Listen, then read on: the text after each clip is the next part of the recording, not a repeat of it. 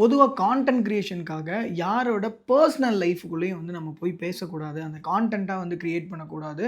Create பண்ணுறது தப்பு, பண்ணவும் கூடாது அப்படிங்கிறது தான் ஒரு விஷயம். பட் இந்த விஷயத்தில் அதாவது நம்ம விஜய் அண்ணாக்கு வந்து இப்போது டிவோர்ஸ் அப்ளை பண்ணியிருக்காங்க. அது வந்து சில பேர் வந்து நிஜமாவே கம்ப்ளைண்ட் ஃபைல் பண்ணியிருக்காங்க. சில பேர் வந்து ரூமர்ஸு ஸோ அந்த மாதிரி நிறைய மிக்சட் கண்டென்ட் வந்து கொடுத்துட்ருக்காங்க இப்போது. பட் ரியாலிட்டி என்ன அப்படின்னா விஜய் அண்ணாவோட ஒய்ஃப் அதாவது சங்கீதான்றவங்க வந்து செங்கல்பட்டு கோர்ட்டில் வந்து ஃபேமிலி கோர்ட்டில் வந்து விஜய் அண்ணா மேலே ஃபைல் வந்து பண்ணியிருக்காங்க. அதாவது டிவோர்ஸ் வேணும் அப்படின்னு சொல்லி. அதுவும் என்ன மாதிரினா இல்லீகல் அஃபேர் ஏதோ இருக்கு அப்படின்ற மாதிரி ஒரு டிவோர்ஸ் வந்து ஃபைல் பண்ணியிருக்காங்க. அது நம்ம எல்லாருக்குமே தெரியும். இது வந்து அஃபீஷியலி அவங்க சைட்ல இருந்து பண்ண ஒரு விஷயம். இது வந்து இன்னைக்கோ நாளைக்கோ டக்குன்னு முடிவெடுத்து நாளைக்கு வந்து டிவோர்ஸ் கொடுத்துருவாங்க. ஸோ விஜய் அண்ணாக்கு வந்து டிவோர்ஸ் ஆயிடுச்சு அந்த மாதிரி கிடையாது. ஃபர்ஸ்ட் திங் அவங்க இப்போதான் ஒரு கம்ப்ளைண்ட் வந்து ஃபைல் பண்றாங்க. ஸோ அப்படி ஃபைல் பண்ணும்போது அதை இன்னும் கோர்ட் வந்து அந்த கவுன்சிலிங்னு சொல்லி வைப்பாங்கல்ல, ரெண்டு பேரையும் கூப்பிட்டு வச்சு என்ன பிரச்சனை, ஸோ இவங்க சைட்ல இருந்து அவங்க சைட்ல இருந்தவங்கள பேசி செஞ்சு ஒரு பேசிக்கான டிவோர்ஸுக்கான ஒரு ப்ராசஸ் என்னங்கிறது நம்ம எல்லாருக்குமே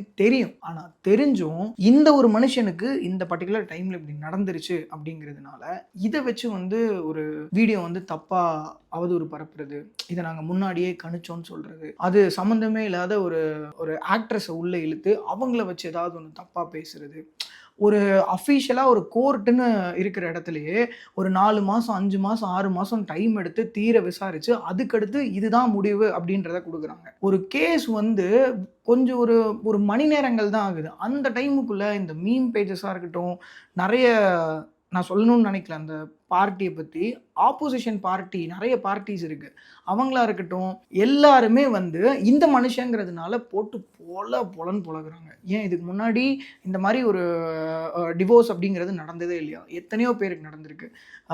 இந்தியன் கிரிக்கெட் பிளேயர் ஹர்திக் பாண்டியாவுக்கு நடந்திருக்கு, நம்ம தமிழ் சினிமாவில் சமந்தாக்கு நடந்திருக்கு, ஜெயம் ரவிக்கு நடந்திருக்கு. அந்த டைம்லலாம் எல்லாரும் அமைதியாக இருந்துட்டு விஜய் அப்படிங்கிறவருக்கு வந்து இந்த மாதிரி வருது, அதுவும் இந்த டைமில் வருதுங்கிறதுனால இதை வந்து ஒரு கீ பாயிண்ட்டாக எடுத்துக்கிட்டு ஒரு பகடக்காயை யூஸ் பண்ணி இந்த விஷயம் பண்ணும்போது அது அவ்வளோ ஹர்ட்டிங்காக இருக்குது. தப்பு எது சரி எது அதெல்லாம் இன்னும் கோர்ட் வந்து அந்த முடிவு வந்து எடுத்துப்பாங்க. இன்னும் வந்து இந்த இதை வச்சு ஒரு இது விஷயத்தை வந்து ப்ளே பண்ணுறது அப்படிங்கிறது வந்து மனிதாபிமானமே இல்லாமல் ஒரு விஷயத்த பண்ணுறதுக்கு சமம். அண்ட் இந்த இடத்துல இன்னொரு ஒரு முக்கியமான விஷயம் என்னென்னா, இன்னொருத்தவங்களை வந்து விஜயனோட கம்பேர் பண்ணி இப்போ வந்து சேர்த்து வச்சு பேசுகிறாங்க. இந்த டைமில் முன்னாடி சொன்னது கரெக்டாக இருக்குதுன்னு சொல்லி அவங்களுக்குன்னு ஒரு தனிப்பட்ட வாழ்க்கை இருக்குது. உங்கள் வீட்டில் இருக்கிற ஒரு அக்காக்கோ தங்கச்சிக்கோ இந்த மாதிரி ஒரு விஷயம் வந்து யாரு கூடயாவது சேர்த்து வச்சு ஊருக்குள்ளே பேசினா நமக்கு எந்த அளவுக்கு கோவம் வரும். அடுத்து அவங்களுக்கு வந்து எப்படி லைஃப் எப்படி போகுன்ற ஒரு வருத்தம் இருக்கும்ல, அந்த மாதிரி தானே நீங்கள் சேர்த்து வச்சு பேசுகிறவங்களுக்கும் ஒரு குடும்பம் ஒரு விஷயம் எல்லாமே இருக்குது. அப்போ அவங்கள வச்சு பேசும்போது நாக்கில் பல்லு படாமல் அந்த விஷயத்தெல்லாம் கொஞ்சமாவது நம்ம யோசிக்கணும். இப்போவும் சொல்கிறேன், நான் வந்து எந்த பர்டிகுலர் பார்ட்டியை சேர்ந்தவனும் கிடையாது. At the same time fan விஜயோட ரசிகர்கள் அதெல்லாம் தாண்டி ஒரு சக மனுஷனை நம்ம மனுஷனாக மதிக்க கற்றுக்கணும். ஒரு வழிப்போக்கில் யாரையோ ஒருத்தங்களை பார்த்து அவங்களோட லவ் ஸ்டோரி சொல்லி அதில் வந்து அவங்களுக்கு பிரேக்கப் நடந்திருக்கு இல்லை டிவோர்ஸ் நடந்திருக்குன்னு சொன்னாலே கஷ்டப்படுறவங்க எத்தனையோ பேர் இருக்காங்க. அப்போ நம்ம எல்லாருக்கும் தெரிஞ்ச ஒரு பப்ளிக் ஃபிகருக்கு இந்த மாதிரி நடக்குதுன்னு போது நம்ம எல்லாரும் துணை நிற்கணுமே தவிர அதை விட்டுட்டு இவர் அந்த பார்ட்டியை சேர்ந்தவர் இந்த பார்ட்டியை சேர்ந்தவர், ஸோ இவரை வச்சு நம்ம இதுதான் நேரம் இதை வச்சு கிளிக்கலாம். அதுவும் இதுக்குன்னு ஒரு கேம்பெயினே இப்போ வந்து ரன் பண்ணுறதுக்கு ஒரு கூட்டம் சுற்றிக்கிட்டு இருக்கு. எனக்கு தெரிஞ்சு நாளைக்கெல்லாம் கண்டிப்பாக எனக்கே டெக்ஸ்ட் வரும். இதுக்கு முன்னாடி இந்த மாநாடு நடக்கும்போது எனக்கு 2-3 பார்ட்டிஸ்லேருந்து எனக்கு பர்சனலாக டெக்ஸ்ட் வந்திருக்கு. இந்த இதை பற்றி இப்படி பேசுங்க, எங்கள் இதை வந்து தூக்கி பேசுங்க, அதுக்கு 25,000 ரூபாய் ஸ்டார்டிங்கு, நாங்கள் வந்து எவ்வளோ வேணுமோ பேமெண்ட் எவ்வளோ வேணுமோ கேட்டு வாங்கிக்கோங்கன்னு சொல்லி நிறைய விஷயம் வந்து கொடுத்து இது பண்ணியிருந்தாங்க. ஓகே, ஸோ அப்படி இருக்கும்போது இந்த விஷயத்துக்கு இன்னும் கேம்பெயின்ஸ் அப்படிங்கிறது வரலாம்.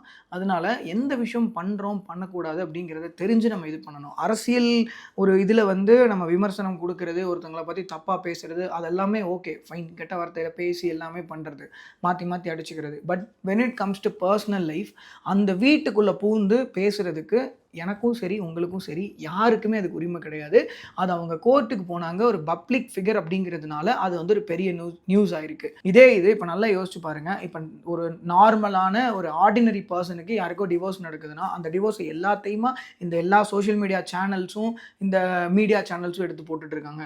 கொஞ்சம் யோசிச்சு பாருங்க. அதெல்லாம் நேற்று ஒட்டன்சத்திரம் இதில் ஒரு பர்டிகுலர் பார்ட்டியில் ஒரு பெரிய பொறுப்பில் இருக்கக்கூடிய ஒருத்தரோட ஆட்கள் வந்து ஒருத்தனை கண்ணில் ட்ரில்லிங் மிஷினை வச்சு ஓட்ட போட்டு அவனோட பிறப்புறுப்பை அறுத்து சைலன்சர் வச்சு உடம்பு ஃபுல்லாக சுட்டு அந்த ஆற்றுல தூக்கி போட்டிருக்காங்க. தைரியமாக ஒரு ஆற்றுல தூக்கி ஒரு பாடியை வந்து தூக்கி போட்டிருக்காங்க.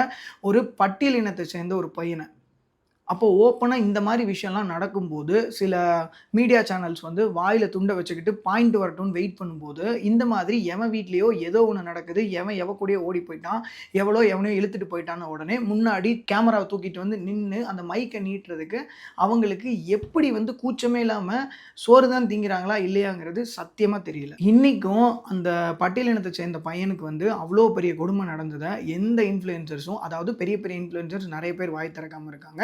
ஒரு சிலர் போட்டிருக்காங்க. ரொம்ப சந்தோஷம். அத பார்த்துட்டு நானும் வந்து ஒரு வீடியோ மேக் பண்ணி அதையும் நான் போஸ்ட் பண்ணியிருக்கேன். அதையும் நீங்க போய் பார்க்கலாம். ஏன்னா, ஒருத்தன் வந்து ஒரு சம்பளம் குடுக்கல. அத போய் கேட்டது. அது என்ன டீட்டெயில்ஸ் அப்படிங்கிறது தெரியாது.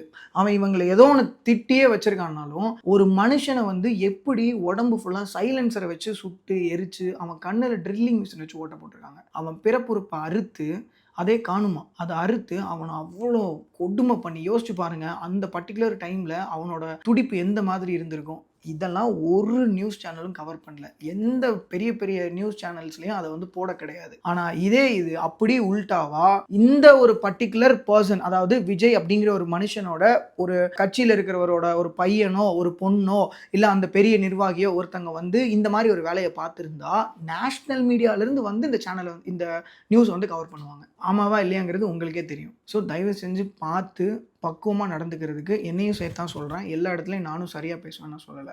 எல்லா இடத்துலயுமே நம்ம எல்லாருமே பார்த்து நடந்துக்கிட்டா நம்ம எல்லாருக்குமே நல்லது. வாழ்றது ஒரே ஒரு லைஃபு. அந்த டைம்ல சக மனுஷன மனுஷனா மதிக்க கத்துக்கிட்டு வாழ்ந்தா ரொம்ப சந்தோஷம். இதுல உங்களோட கருத்து என்ன? உங்களோட கமெண்ட்ஸ் என்ன? அப்படிங்கிறத மறக்காம கமெண்ட்ல சொல்லுங்க. Thank you.